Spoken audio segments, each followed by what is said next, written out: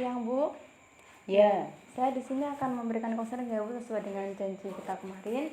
Di sini konselingnya adalah asuhan dasar bayi muda. Karena kemarin Ibu habis melahirkan, jadi saya sekarang akan memberikan konseling pada Ibu. Ibu bersedia?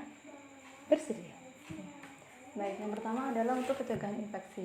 Sebelum mencegah infeksi itu lebih baik untuk cuci tangan dahulu, sebelum maupun sesudah memegang bayi.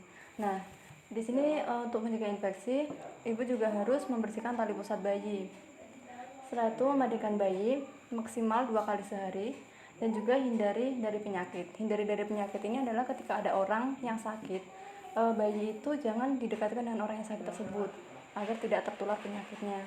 Setelah itu beri kolostrum. Nah, ketika kemarin kan sudah diberi IMD ya, Bu. Nah, itu sudah diberi kolostrum. Di dalam kolostrum ini ada sistem imun. Jadi ada mengandung untuk kekebalan tubuh seperti itu. Lalu dianjurkan juga untuk sering menyusui karena ASI atau ASI ibu itu mengandung banyak sekali nutrisi. Nah, di sini sering menyusui akan saya jabarkan lagi. Sebelum menyusui dianjurkan untuk cuci tangan terlebih dahulu, lalu menyusui minimal 8 kali sehari. Nah, di sini menyusui di kedua payudara secara bergantian. Jadi ketika sudah di kiri, payudara bagian kiri, nanti juga di bagian kanan. Seperti itu. Lalu bangunkan bayi tiap 2 jam. Ketika bayi tidur lebih dari 2 jam, lebih baik dibangunkan lalu disusui. Begitu. Nah, ini letakkan bayi di dada. Ini bertujuan untuk mengeratkan hubungan antara ibu dan bayi. Nah, di sini gunakan juga KIA sebagai buku untuk ibu nanti. Jadi kan di dalam KIA itu ada petunjuk-petunjuk cara-cara menyusui yang benar. Jadi bisa digunakan KIA itu, Ibu. Saya lanjutkan ya. Selanjutnya adalah untuk menghangatkan bayi. Nah, seperti yang tadi, sebelum menyentuh bayi diharapkan untuk mencuci tangan. Nah, selanjutnya adalah mengeringkan bayi. Ketika bayi itu mengompol, segera diganti bajunya, diganti celananya, dan segera dikeringkan agar bayi tidak kedinginan dan juga suhunya turun. Selanjutnya adalah hangatkan bayi dengan cara dibedong, Bu, seperti itu. Lalu juga mandikan maksimal 2 kali sehari dengan air hangat. Jangan gunakan air dingin agar suhu bayi tidak turun. Selanjutnya letakkan di dada, jadi didekap di dada itu untuk menghangatkan bayi. Nah, di sini juga ada metode kanguru. Metode kanguru ini biasanya digunakan untuk bayi-bayi yang lahir prematur. Ada yang ditanyakan, Bu? Belum. Dikantongi begitu? Iya, iya, dikantongi seperti itu. Ini nanti akan ada sendiri caranya untuk metode kanguru. Karena bayi ibu itu normal, jadi tidak perlu menggunakan metode ini, gunakan metode yang biasa saja. Ini adalah imunisasi. Di sini pertama adalah imunisasi HB0 ketika bayi berusia kurang dari 7 hari. Nah, kemarin sudah saya berikan HB0 ini. Ketika bayi itu lahir, itu langsung diberikan imunisasi HB0. Nah, ini untuk mencegah penyakit hepatitis pada bayi. Nah, nanti ketika bayi ibu sudah berusia 1 bulan, itu harus segera imunisasi BCG. Begitu. Nah, ini imunisasi ini ditunda pada bayi dengan klasifikasi merah. Maksudnya itu ketika bayi memiliki riwayat penyakit berat, itu jangan diimunisasi dulu, takutnya nanti akan tambah sakit. Seperti itu. Saya lanjutkan ya. Nah, di sini kan ada infeksi bakteri lokal itu ada 2, di infeksi kulit dan juga mata. Ini apabila nanti bayi mengalami infeksi, sebelum menyentuh bayi ingat selalu cuci tangan. Nah, bersihkan nanah itu dengan pelan-pelan dengan menggunakan handuk bersih yang bisa juga diberi air hangat, lalu pelan-pelan pada kulit bayi. Nah, lalu dikeringkan juga dengan kain yang bersih. Setelah dibersihkan dan dikeringkan, berikan juga povidone iodin. Povidone iodin itu obat merah itu, Bu.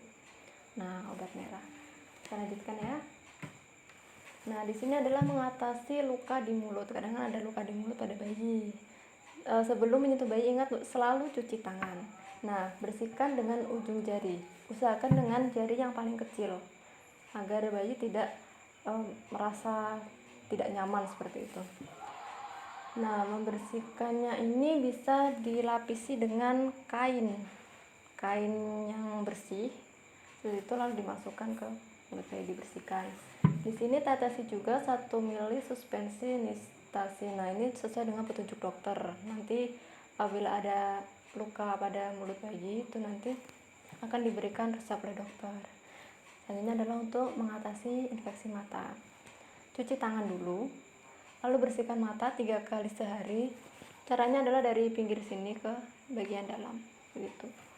Lalu berikan salep. Ini juga sesuai dengan petunjuk dokter. Ini juga oleskan salep di bagian mata di bawah, di bagian bawah sini. Tuh. Ya, ini karena sedang ada coronavirus ya Bu, jadi saya akan memberikan konseling juga terkait coronavirus ini. Baik, di sini kan ada PDP, sebutan PDP dan ODP. PDP itu pasien dalam pengawasan, sedangkan ODP itu orang dalam pemantauan. Pasien dalam pengawasan ini biasanya sudah dikarantina. Nah, di sini tanda-tandanya adalah pasien itu sudah memiliki ISPA atau infeksi saluran pernapasan akut. Lalu demam yang tidak kunjung sembuh lebih dari 38 derajat, sesak napas dan juga batuk. Di sini sesak napasnya sudah berat. Lalu untuk orang dalam pemantauan di sini menunjukkan gejala ISPA. Jadi belum ISPA, hanya gejalanya saja. Hampir sama seperti pasien dalam pengawasan. Di sini juga ada demam, sesak napas dan juga batuk. Nah, orang dalam pemantauan ini, orang dipantau ini sebelumnya mungkin pernah kontak dengan terduga yang terkena COVID. Atau mungkin juga dari luar kota tiba-tiba datang ke situ terus mengalami gejala-gejala tersebut, itu juga termasuk dalam orang dalam pemantauan. Nah, ini ada status OTG itu orang tanpa gejala. Jadi kadang kan dari luar kota lalu kembali ke rumah, itu ada orang yang tidak ada gejalanya tapi itu harus tetap dikarantina di rumah. Nah, di sini juga ODP dan PDP dengan gejala yang ringan itu bisa dikarantina di rumah, tapi dengan syarat harus ada fasilitas yang memenuhi. Nah, jika tidak memenuhi, maka karantina dilakukan di fasilitas khusus atau di rumah sakit darurat. Nah, untuk karantina yang benar-benar dikarantina di rumah sakit itu yang PDP dan gejala sudah berat. Gitu. Nah, ini kan ada tempatnya. Jika karantina rumah berarti di rumah diisolasi sendiri. Lalu kalau karantina di tempat khusus itu ada tempat yang disediakan pemerintah. Kalau karantina di rumah sakit ya rumah sakit yang sudah lengkap. Nah, di sini jika gejalanya masih ringan bisa diisolasi mandiri dengan syarat tadi bisa memenuhi bisa diisolasi sendiri di rumah, seperti ada ruangan, dari situ juga harus dipisahkan dengan orang yang sakit dan tidak.